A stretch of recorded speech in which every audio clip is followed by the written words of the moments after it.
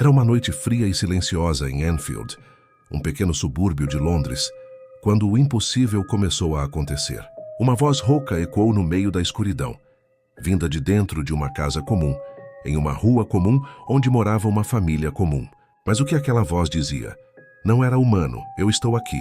A frase curta e gélida parecia sair das paredes. A família Hodgson jamais imaginaria que, a partir daquele instante, suas vidas seriam arrastadas para o centro de um dos casos paranormais mais aterrorizantes e bem documentados de toda a história. Um caso que desafiaria céticos e crentes, cientistas e religiosos. Um caso que transformaria uma casa simples em um campo de batalha entre o real e o inexplicável. Era 1977. O mundo vivia o auge da curiosidade sobre o sobrenatural. Filmes como O Exorcista haviam abalado o público poucos anos antes, e a ideia de forças além da compreensão humana pairava sobre o imaginário coletivo.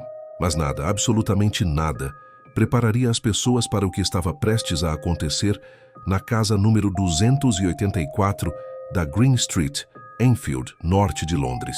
A família Hodgson vivia modestamente.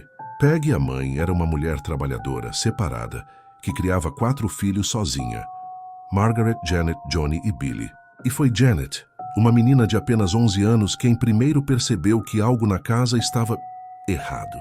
Tudo começou de forma quase banal. Pequenos ruídos durante a noite, batidas leves nas paredes, rangidos no chão, o som de algo se movendo no escuro. Mas com o passar dos dias, os barulhos se tornaram mais fortes, mais próximos, mais impossíveis de ignorar. Uma noite, Janet acordou assustada. O barulho vinha do canto do quarto. Ela acendeu a luz e viu algo que jamais esqueceria. A cômoda estava se movendo sozinha, lenta, arrastando-se pelo chão como se uma força invisível a empurrasse. Ela chamou a mãe, que entrou no quarto no exato momento em que o móvel deslizou mais uma vez, dessa vez com tanta força que bateu na parede oposta.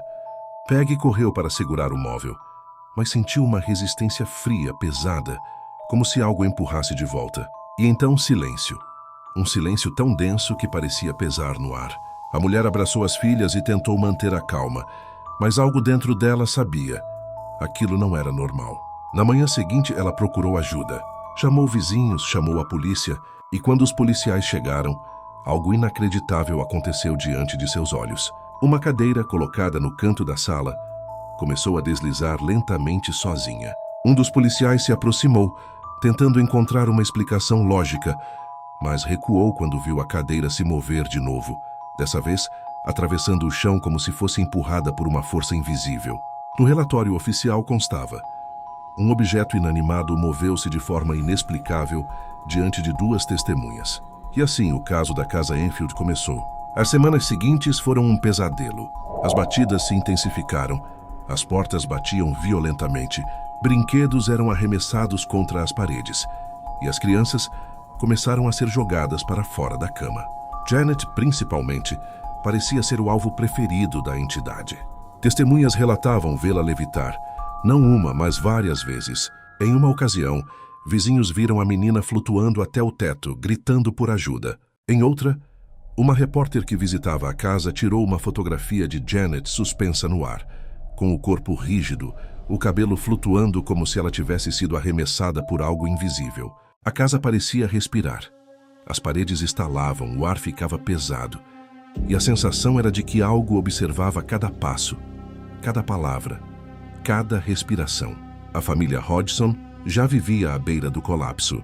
As crianças mal dormiam e Peggy, exausta, não sabia mais o que era paz. Os investigadores começaram a registrar tudo. Microfones escondidos, câmeras em todos os cômodos, gravadores que rodavam durante a noite.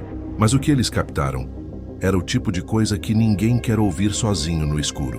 Vozes surgiam do nada, às vezes sussurradas, às vezes berradas, como se dezenas de pessoas falassem ao mesmo tempo, em diferentes tons e idiomas. Objetos voavam repentinamente, e sombras cruzavam as paredes, mesmo quando todas as luzes estavam acesas. Certa vez, uma cortina se enrolou sozinha em volta do pescoço de Janet, e todos viram.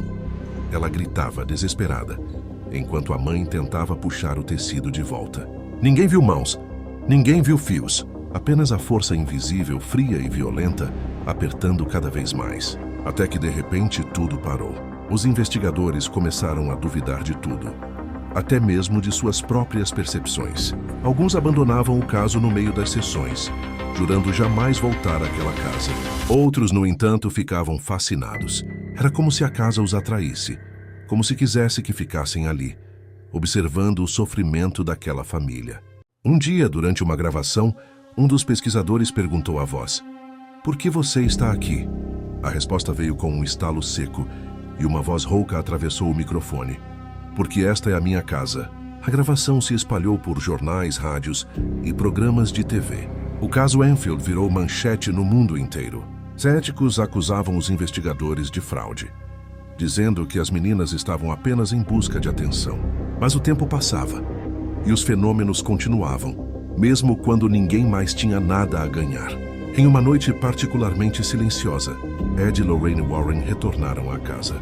Lorraine relatou sentir uma presença intensa, uma energia sombria que parecia vibrar em cada canto.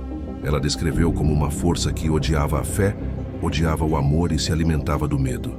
Janet, que já parecia exausta e abatida, olhava fixamente para o nada. E então, de repente, ela começou a falar. Não com a voz dela, mas com aquela voz profunda, gutural. A gravação daquela noite é uma das mais assustadoras já feitas. A entidade dizia estar presa, cansada e com raiva, e pela primeira vez parecia desesperada. Após meses de terror, o caso começou a diminuir. As manifestações se tornaram mais espaçadas, até cessarem completamente no fim de 1979. A família finalmente teve paz. Mas o que aconteceu depois deixou todos ainda mais confusos. Janet cresceu e, anos mais tarde, revelou que parte dos fenômenos poderiam ter sido exagerados, que, em alguns momentos, ela e a irmã chegaram a reproduzir sons e movimentos para chamar atenção.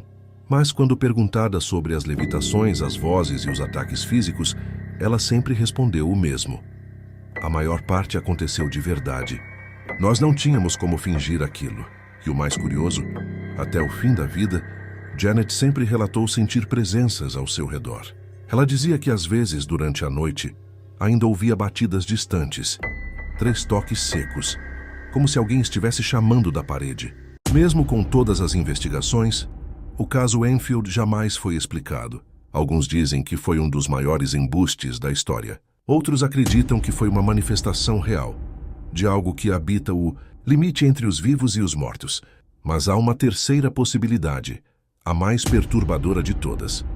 E se tudo fosse verdade e simplesmente tivesse parado porque a entidade conseguiu o que queria? O caso continua sendo estudado até hoje. Psicólogos, parapsicólogos, padres e pesquisadores ainda analisam as gravações, tentando encontrar uma resposta definitiva. Mas talvez o verdadeiro mistério da casa Enfield não esteja nas batidas, nas vozes ou nas fotos. Talvez esteja no que ela despertou dentro de cada um que ousou entrar lá. Porque o medo, o verdadeiro medo, não mora em paredes assombradas, ele mora em nós. Na dúvida que permanece mesmo depois que as luzes se apagam. Na sensação de que, talvez, nem tudo que existe possa ser explicado. E se no fim das contas, as vozes que ecoaram naquela casa nunca tivessem realmente ido embora. E se ainda estiverem lá, esperando silenciosamente por alguém que decida ouvir. Se você gostou dessa história e quer mergulhar ainda mais fundo no mundo dos mistérios reais e casos sobrenaturais, deixa o seu like. Isso ajuda muito o canal a continuar trazendo narrativas como esta. Aproveita e se inscreve, se ainda não for inscrito, para não perder os próximos casos assustadores baseados em fatos reais.